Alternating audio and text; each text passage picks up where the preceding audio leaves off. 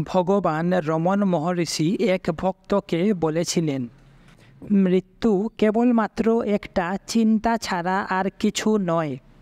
যে চিন্তা করে সেই অসুবিধার সৃষ্টি করে। চিন্তকই বলুক মৃত্যুর পর তার কি হয়। প্রকৃত আমি মৌন।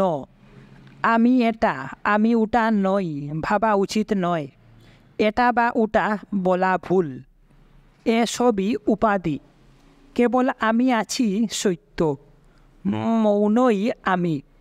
যদি একজন ভাবে আমি এরূপ, অন্য একজন ভাবে আমি এরূপ ইত্যাদি, সেখানেই মতের বিরোধ হয় আর এত ধর্মবাদ সৃষ্টি হয়। সত্য যা তা একভাবে থাকে, কোনো স্বপক্ষ বা বিপক্ষ বিবৃতিতে প্রভাবিত হয় না। চিন্তাগুলোই জীবনকে শাসন করে। চিন্তা থেকে মুক্তি মানুষের স্বরূপ, অর্থাৎ পরম আনন্দ।